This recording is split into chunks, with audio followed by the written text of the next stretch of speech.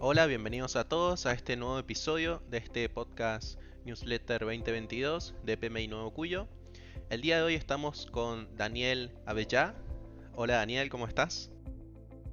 Hola, ¿qué tal, Abel? Muchas gracias por la invitación. Un gusto estar acá con ustedes. Daniel, comentanos un poco a qué te dedicas y de dónde sos. Claro, bueno, empiezo por lo último. Soy uruguayo, aunque hace 4 años vivo en Santiago de Chile. Me he dedicado casi toda mi vida a la tecnología. Trabajo en Microsoft, llevo unos 18 años en Microsoft. Y hoy en día me dedico, a mi rol es líder de ingeniería en Chile. Básicamente estoy a cargo de ser como un punto focal para los proyectos de data centers. Para aquellos que se preguntan qué es un data center o centro de datos, básicamente es una instalación que proporciona acceso compartido a aplicaciones y datos mediante una infraestructura compleja de red, la cual puede contener servidores y bases de datos, entre otras cosas. Daniel, comentanos cómo conociste a PMI. Bueno, coincidentemente fue a través de Microsoft. Yo no sabía de la existencia ni de PMI, ni de las certificaciones, ni tampoco sabía que la dirección de proyectos era una profesión. Por un jefe, Carlos, que tuve uno de los primeros jefes que tuve en Microsoft, me contó de PMI y de la certificación PMP, porque la verdad coincidía mucho con lo que nosotros hacíamos. Si bien no nos llamábamos gerentes de proyectos o directores de proyectos, hacíamos un trabajo muy similar. Y bueno, encontré como una vocación ahí, porque me gustó mucho cómo lo planteó PMI, me gustó mucho la certificación. Y en ese momento yo no tenía la experiencia, fue en mis primeros años de Microsoft, no tenía la experiencia como para poder dar el examen, como para certificarme. Pero cuando ni bien tuve los años de experiencia, eh, bueno, hice la certificación, me certifiqué. Y ahí fue justo el momento en donde empezaste en algún capítulo en PMI. Sí, bueno, empecé en el capítulo de Montevideo, Uruguay. Poquito, yo creo que ahí en el mismo momento en el que estaba estudiando para el examen, porque hice bueno, el capítulo, acudí al capítulo, digamos, por información y para como empezar a formar parte de esa comunidad. Y bueno, me gustó mucho lo que encontré. Después seguí una carrera de voluntario, casi que inmediatamente después de certificarme, ya me quedé en el capítulo como voluntario. Y bueno, tuve varios roles. Sí, por supuesto. Para todos aquellos que nos escuchan, Daniel empezó como director de comunicaciones, formó parte de la comisión directiva, fue vicepresidente, presidente y past president del capítulo Montevideo. Daniel, hablemos un poco del rol que cubrís ahora en PMI actualmente. Sí, sí, también. Si bien cuando me mudé a Chile, tuve 1 o 2 años que estuve un poco alejado bueno, todo el cambio laboral y demás. Ahora estoy, desde el año pasado, tengo un rol global o regional, mejor dicho, que es asesor de juventud e impacto social para la región, para nuestra región, que es la 13 Sur, que digamos desde Ecuador hacia el sur, así que estoy siempre muy en contacto tanto con Nuevo Cuyo como con los 13 capítulos que hacen parte o que forman esta región. ¿Nos puedes desarrollar un poco las funciones del rol que cubrís? Porque juventud e impacto social son dos palabras que llaman mucho la atención y son muy importantes para nosotros. Dale, bueno, como muchos saben, y para los que no, la verdad que el tema juventud e impacto social es hoy uno de los temas principales o que están, digamos, en la mesa de PMI como más críticos, ¿no? Y esto es porque el futuro, los jóvenes son el futuro. Y se hace mucho foco en darle a los jóvenes las herramientas, los conocimientos, este, necesarios, las habilidades, que conozcan las habilidades para poder tener una mejor vida a futuro, ya sea O sea, quieran o no ser directores de proyectos, no es la finalidad que sean directores de proyectos todos, pero sí que conozcan la profesión, que conozcan algunas herramientas que les da la profesión, como para poder desde hacer un proyecto de estudiar una carrera, de construir algo, cualquier proyecto en el que podamos pensar personal o profesional, nos van a servir mucho tener nociones de gestión de proyectos. Y lo que hace mi rol justamente es asesorar y de alguna forma acompañar, liderar a la comunidad de Juventud de Impacto Social que tiene cada uno de los capítulos, de estos 13 capítulos de nuestra región. Básicamente, esto quiere decir ser como un punto focal también entre lo que PMI a nivel mundial está haciendo o desarrollando como contenido y lo que los capítulos también quieren hacer, la situación particular de cada uno, en apoyar en poder hacer una alianza con alguna institución sin fines de lucro, poder facilitar contenido en español y de alguna forma también retroalimentar a PMI a nivel global de las excelentes cosas que se están haciendo en nuestra región. Así que un poco ese es el rol para poder llevar y traer, digamos, información, contenidos y hacer que las cosas fluyan un poco más rápido. Personalmente creo que tu función y el rol que estás cubriendo es sumamente estratégico, clave y esencial para lo que es la región. La verdad que sí, y bueno, me ha tocado justamente con Nuevo Cuyo y me encantaría mencionarlo porque ustedes, el capítulo de Nuevo Cuyo trabaja muy fuerte en lo que es Juventud de Impacto Social. Me ha tocado ser parte de Líderes del Presente y del Futuro, por ejemplo, que es una iniciativa que ustedes tienen ya en el segundo año, han tenido una segunda edición este año y he participado como jurado. Y ese es el tipo de cosas que nos gusta ver y que nos gusta hacer que sucedan en la región, ¿no? Que existan estas iniciativas, que se animen a los capítulos a hacer más cosas, que lleguemos a más jóvenes, que podamos abrirles la puerta hacia un futuro mejor. Considero que el capítulo de Nuevo Cuyo está completamente de acuerdo con ese lineamiento que planteas de apuntar hacia la juventud y darle ese enfoque hacia los jóvenes. Daniel, te quiero preguntar sobre cómo es la gestión de proyectos en el mundo del software. Sí, yo soy un convencido de que un director de proyectos, un gerente de proyectos, puede dirigir casi que cualquier tipo de proyectos, ¿no?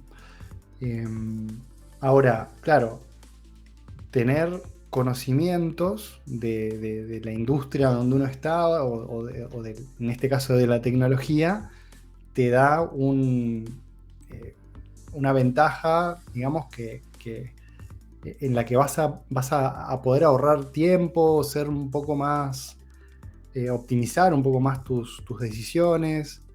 En el mundo del software, yo creo que es en particular una industria en la que nos basamos mucho en esto del conocimiento y de estar siempre aprendiendo, ¿no?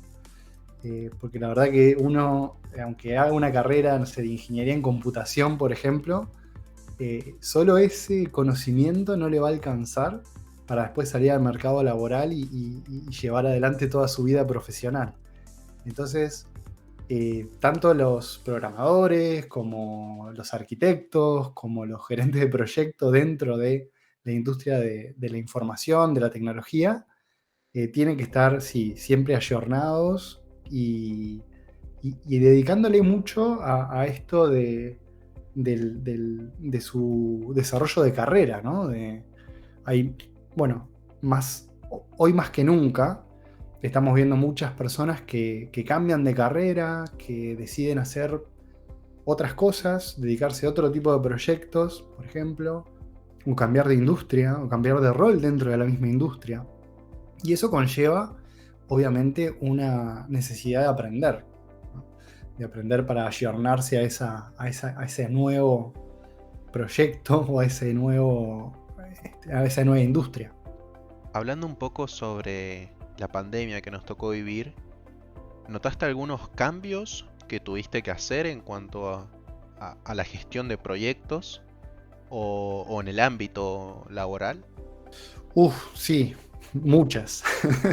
Hubo muchos, hablemos por ahí de los de los que fueron más significativos.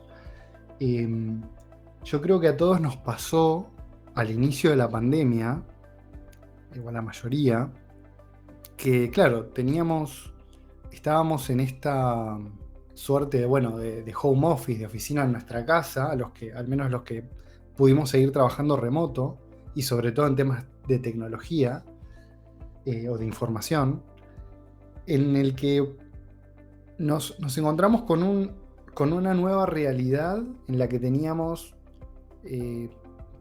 todas las posibilidades, digamos, de conectarnos con cualquier persona, cualquier reunión, desde nuestras casas a cualquier hora.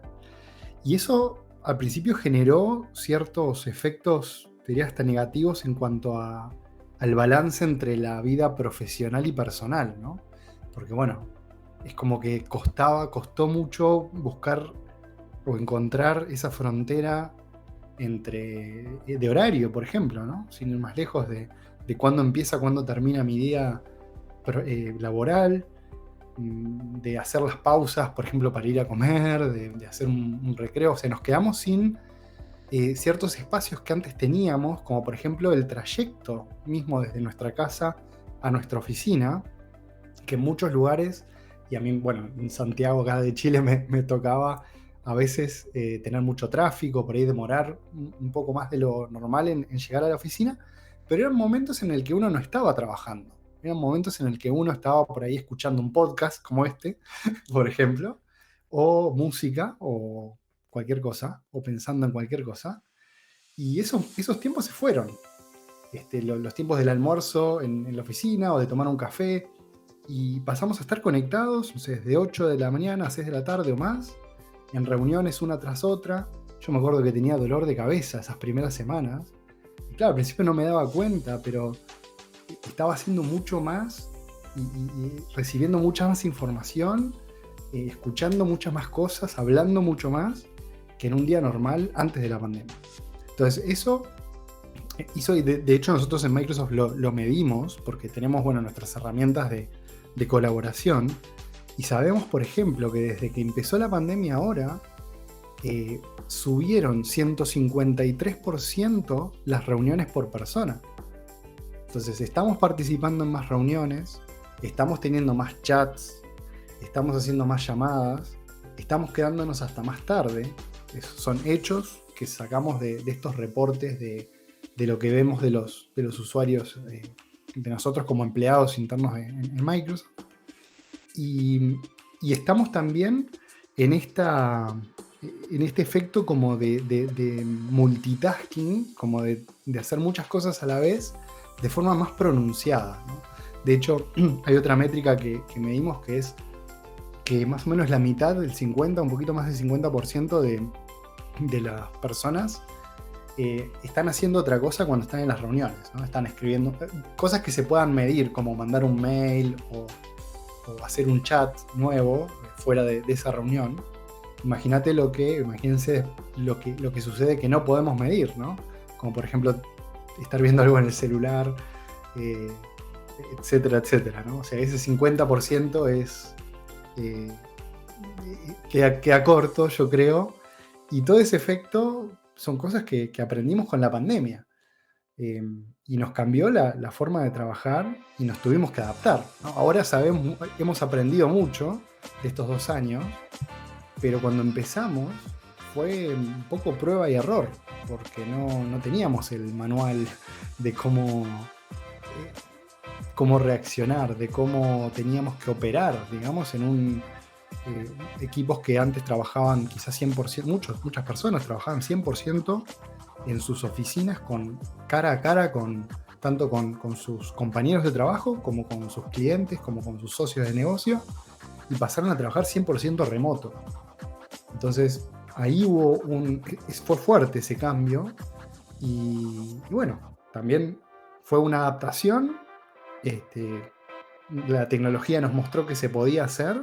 Pero sin dejar de lado que hubieron temas de salud como ansiedad, cansancio, estrés que afectaron de forma negativa, ¿no? Hablando un poco de productividad, ¿hay algún índice que muestre algún aumento en la forma de trabajo remoto? Mira, el tema de la productividad sí tiene que ver con esto, pero hay que tomarlo con pinzas, porque otra de las cosas que sucedió es que, claro, no es que hayamos sido más productivos, es que empezamos a trabajar más, el esfuerzo, digamos, que hacíamos era mayor, pero eso no necesariamente indica que el resultado sea mayor de lo que hacíamos.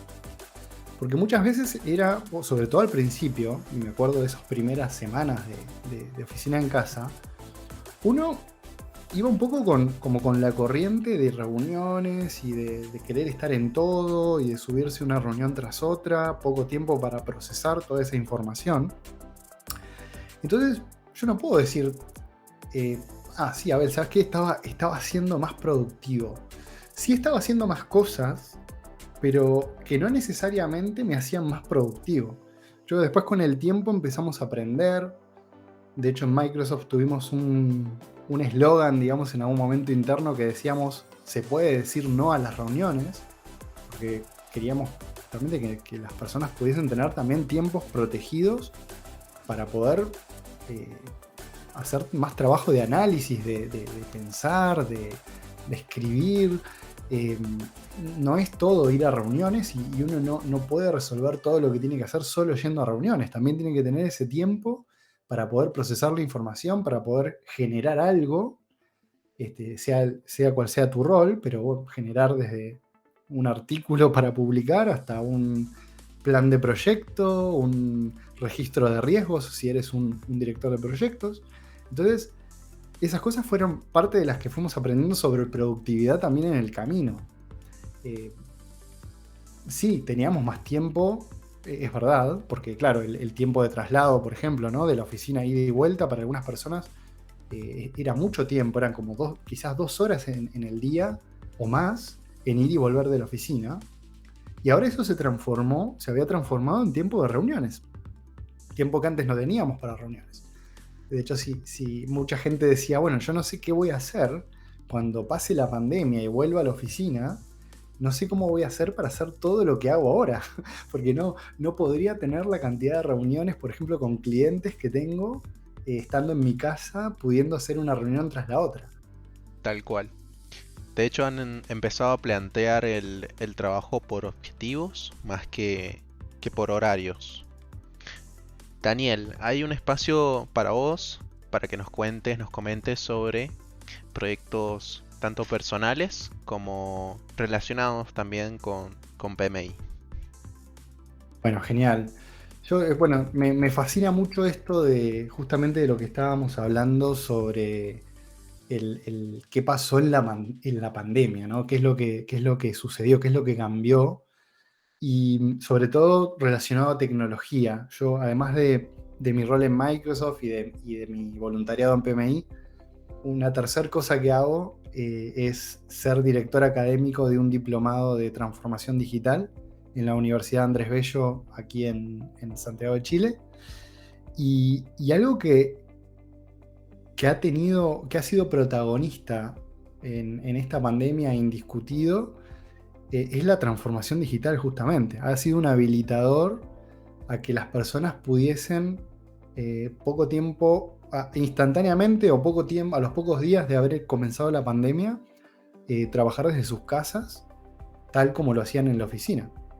Yo sé que no hay que generalizar, no ha sido 100% el caso de todos, porque hay cosas que no se pueden hacer a remoto, ¿no? Uno no puede hacer un edificio o una obra de construcción a remoto. Pero al menos en lo que es la industria de trabajadores de la información, o sea, todas esas personas que trabajan por ahí con una computadora, o desarrolladores, o personas que están en tecnología, nos cambió, digamos, el panorama de un día al otro, y quizás proyectos de transformación digital que estaban pensados para o que iban a durar 2, 3 años, se tuvieron que ejecutar y llevar adelante en semanas, a veces días, ¿no? Y con esto hablo específicamente, por ejemplo, de habilitar el acceso remoto de empleados hacia la red de la oficina, hacia los documentos que necesitan esas personas para trabajar y a poder comunicarse sobre todo entre empleados y con clientes, ¿no? Eh, claro, afloraron mucho estas tecnologías como bueno, Teams, Zoom, Google Meet, etcétera, etcétera, eh, con un crecimiento exponencial, digamos. Y fueron, son cosas que por ahí no son de la noche a la mañana. Es decir, estos son todos proyectos de habilitación tecnológica que en un mundo pre-pandemia hubiesen sido proyectos de, ya te digo, muchos meses, en conjunto con una transformación de varias cosas, más que solo la comunicación y la colaboración, y que se tuvieron que salir como en forma reactiva a habilitar muy rápidamente. Y eso la verdad, bueno, lo que hemos aprendido de eso ha sido mucho, lecciones muy importantes de, bueno, esto se puede hacer, pero tenemos que tener cuidado, y lo ato con lo que hablábamos hace un ratito, con el tema, por ejemplo, de la productividad, de la salud, de, de la salud mental, de la salud física, de la frontera entre el trabajo, entre tu vida profesional y tu vida personal, porque todo eso puede ser contraproducente, y ha sido contraproducente para muchas personas. Y cuando uno está en un entorno así remoto, es difícil a veces darse cuenta de la misma forma que uno lo podía hacer cuando veía a la persona del otro lado, o sea, en su oficina, en un pasillo, en un almuerzo o en una reunión, de darse cuenta si una persona está pasando mal o si le pasa algo, si se siente mal. Muchas veces esas cosas quedan ocultas cuando estamos a remoto, aunque estemos usando cámara. Entonces eso es algo que una lección aprendida que yo creo que para lo que se viene ahora, en lo que estamos ahora, que es este mundo híbrido, de trabajo híbrido, es una lección muy importante para aplicar, y que ya estamos viendo cómo está cambiando, tanto del lado de los empleadores como de los empleados, está cambiando muchísimo la dinámica, ¿no? Está cambiando la dinámica porque las personas ya pasaron por esta experiencia y dicen, bueno, pero entonces si puedo trabajar a remoto y mi empresa ahora me exige que vaya a la oficina, quizás yo ya no quiero ir a una oficina a trabajar. Y por ahí hay otras personas que dicen, no, sí, yo necesito ir a una oficina porque quiero salir de mi casa, quiero separar mi vida personal de la profesional físicamente y quiero estar en una oficina. Entonces, esto ha hecho o ha generado un efecto que lo han llamado por ahí la gran renuncia o la gran emigración, que tiene que ver con personas cambiando de rol. Hemos visto un boom en los últimos meses, en este último año, de personas cambiando de trabajo, cambiando de carrera, cambiando de ubicación física, también de país, pasándose de un trabajo que le exigía estar en una oficina a un trabajo remoto, o viceversa, o algo híbrido. Entonces, es un momento, digamos, esto yo creo que hay que ponerle mucha atención a ese efecto, porque, claro, hay consecuencias negativas, pero también positivas de esto, ¿no? Es decir, uno podría, si no se adapta como empleador, por ejemplo, perder personas muy valiosas de su equipo. Y por otro lado, podría ser positivo porque al ser quizás pionero en temas de flexibilidad, en temas de hacer más atractiva la ecuación de valor. Ahí cuando hablas de valor, obviamente te referís a captar ese nuevo talento de los profesionales, ¿no? Estoy de acuerdo con lo que decís. Obviamente nos tocó ese proceso de adaptación De hecho, incluso ahora también nos estamos adaptando, estamos todavía en ese proceso. Tal cual, tal cual. Nos toca adaptarnos, es parte de nuestra evolución. Eh, es un mundo nuevo, no creo que volvamos a lo que teníamos antes. Me parece, estoy convencido de que esta es la nueva realidad, como muchos la llaman, y que va a seguir cambiando, probablemente, cosas que todavía no sabemos, pero que hay cosas que tenemos que adoptar y tratar de usar de la mejor forma para poder llegar a nuestros objetivos, estar contentos, cumplir nuestras metas.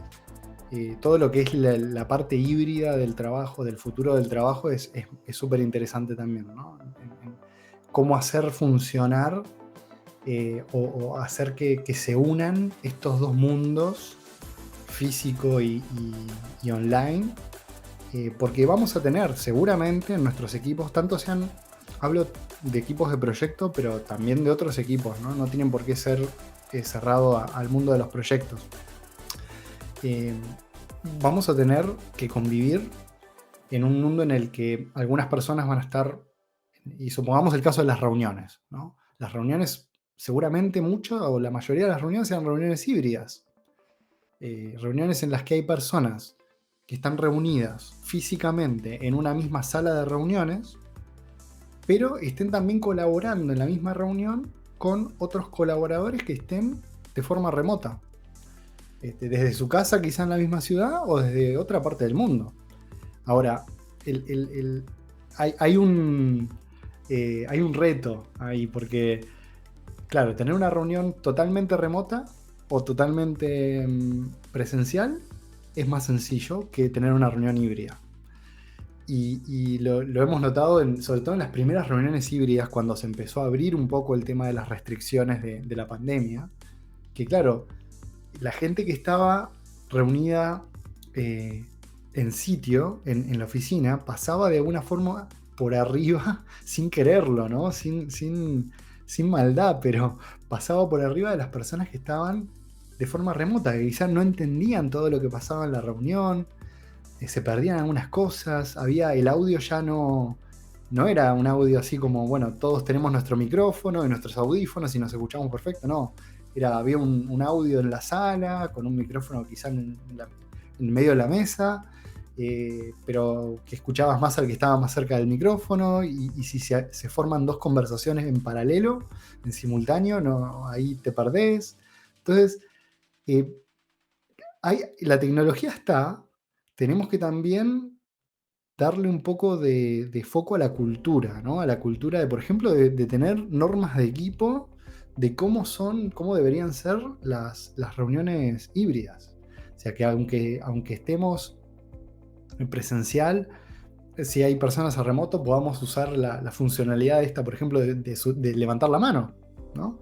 De no como en una reunión presencial que bueno, por ahí se usaba mucho lo de interrumpir, o veías por gestos en la cara, por gestos físicos, que una persona quería decir algo. Y no todos van a leer la reunión de la misma forma, sobre todo si están en distintos lugares. Entonces, son detalles, pero detalles muy importantes en los que hay que pensar también para poder ser, como vos decías, más productivo y para hacer que esto funcione. Hay que hacer mucho enfoque justamente ahí en la comunicación de la reunión y que no se pierda esa información clave, que cada uno no se pierda de toda la información que surge en la misma reunión. Comparando esta situación un poco con la educación, digamos, también surgió esta metodología remota. No he tenido la oportunidad de ver una forma híbrida, pero sí he tenido la oportunidad de ver que chicos de 6 o 7 años manejan Zoom o Meet o plataformas para poder asistir a las clases online, y eso me ha sorprendido mucho, la habilidad que pudieron desarrollar en ese proceso de manera muy ágil. Sí, tal cual, tal cual. Sacás un punto muy importante ahí que es el tema de la educación. Yo sí he visto algunas experiencias de educación híbrida. Y creo que, bueno, con lo que pasó en la pandemia con los colegios, más con las escuelas, la etapa inicial y liceal o de secundario de educación fue un poco reactiva, ¿no? No es algo que, claro, no estaba planificado, entonces fue mucho prueba y error. eh, Había cupos, ¿no? Yo me acuerdo del colegio de mis hijas, por ejemplo, no podían ir todos. Cuando empezó recién a abrirse el año pasado, creo que fue, podían ir cierta cantidad de chicos y chicas a las salas de clase. Entonces se tenían que rotar. Una semana le tocaba a unos, otra a otros, y los que no iban tenían que conectarse por Teams. Y ahí fue una experiencia híbrida nueva para ellos, mismo para los docentes, de cómo hacemos funcionar esto cuando los tenemos acá todos en clase. Tenemos otro control y ahora, claro, están algunos en clase y tenemos que estar prestando atención, pero también tenemos a otros que están en sus casas. La verdad que ha sido difícil para los docentes, para los maestros, maestras yo creo que de todos lados en que tuvieron esa experiencia. Pero bueno, la tecnología lo habilitó, lo hizo posible. Yo creo que funciona, que es algo que se puede llevar adelante. He visto antes de la pandemia experiencias más en cursos, en una educación más terciaria o de algún más específico, más técnico. Creo que tenemos que seguir trabajando y poniéndole enfoque a esa metodología.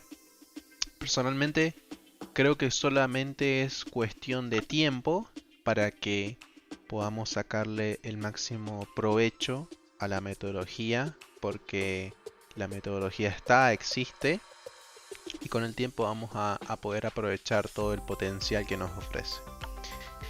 Daniel, hay una nueva sección en donde vos vas a poder recomendarnos una capacitación, un libro, un lugar, puede ser un producto o servicio que sea de mucho agrado para vos y que consideres que tiene el mérito suficiente para compartirlo con nosotros. Bueno, qué interesante. Hay un par de cosas. Primero una de PMI como ya que estamos hablando, ya que PMI nos convocó a este espacio, o tenemos esto en común. Hay algo que usamos mucho con los jóvenes que se llama kick-off. Kick-off, como el kick-off de un proyecto, eh, que es un producto gratuito de PMI que se puede utilizar para enseñar o también para hacer un autoestudio de los conceptos principales de gestión de proyectos. Y esto antes de ponerse a estudiar para una certificación. Esto es para personas que quieren, que les interesa entender de qué se trata la gestión de proyectos. Es bastante didáctico, muy bien pensado y ejecutado la creación de este producto. Se llama Kickoff. El sitio web es kickoff.pmi.org. Y la verdad que lo recomiendo que puedan verlo y recomendarlo porque me ha sido muy útil, sobre todo a la hora de querer transmitir alguno de estos conceptos en algún evento, en algún taller o mismo trabajando con jóvenes, ¿no? Lo hemos usado, por ejemplo, en un taller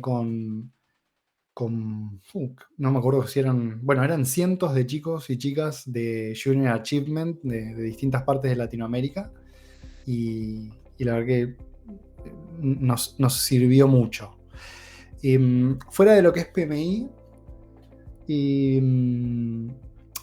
últimamente estoy leyendo dos libros. Uno se llama How the World Really Works, que en español sería Cómo el mundo realmente funciona. Es un libro que me enteré de este libro porque es algo que vi en las recomendaciones que hace Bill Gates, que es uno de los fundadores de Microsoft, hace todos los años recomendaciones de libros y una breve reseña. Entonces me llamó la atención esta reseña y el autor se llama Václav Smil. Václav Smil, S-M-I-L es el apellido. Y me gustó mucho porque es un relato de, según los estudios que ha hecho esta persona de cómo el mundo funciona, de cosas sobre temas por ejemplo, de globalización, temas de los alimentos, de cómo funciona el mundo en cuanto a la generación de alimento y la cantidad de personas que somos, y los combustibles fósiles y sustentabilidad, y que te pone como los números a la realidad, y me resultó súper interesante.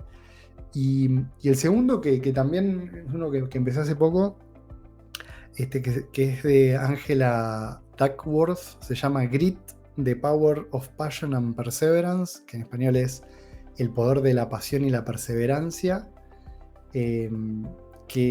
Bueno, todavía no lo terminé, así que solo me resultó interesante el planteo como una forma de lograr objetivos. Daniel, llegamos al cierre del episodio. Primero que nada te quiero agradecer por el tiempo que te tomaste en poder pasar por este espacio. Realmente fue un placer poder hacer este episodio junto a vos. Y como es muy común en mis episodios, te dejo las últimas palabras de reflexión para que puedas compartir con nosotros. Dale, muchas gracias, Abel. Primero, agradecerles por el espacio. También fue súper interesante, entretenido poder compartir este espacio, y espero que sea de utilidad para los que nos están escuchando. Yo creo que estamos en un momento de oportunidades, ¿no? Todo lo que nos pasó lo podemos ver como negativo. Seguro tuvimos cosas negativas de todo esto, pérdidas de seres queridos, o sea, hubo cosas muy fuertes.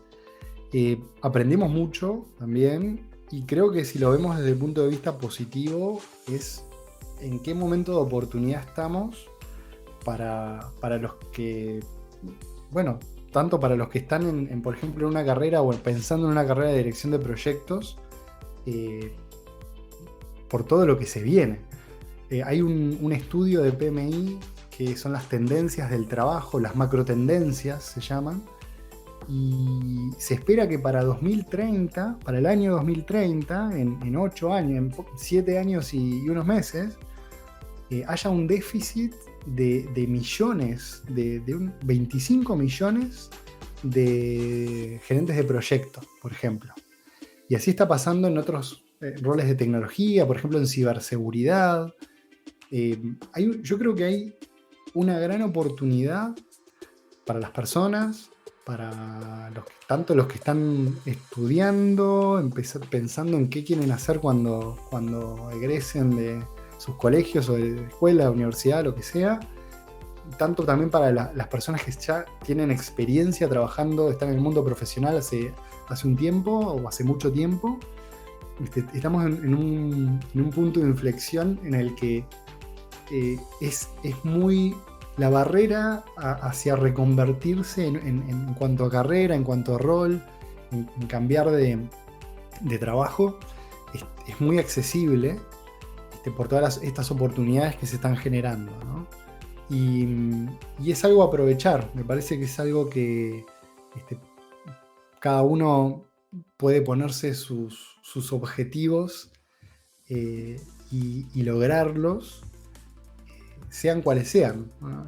Y tenemos muchísimas opciones por delante, y tenemos las herramientas para poder aprender y dedicarnos a lo que queramos, dedicarnos a lo que nos haga más felices, y tener una vida plena, ¿no? Así que bueno, eso es un poco mi reflexión, y a ver todos estos cambios como aprendizaje, como oportunidad, y como un nuevo abanico de posibilidades que antes no teníamos.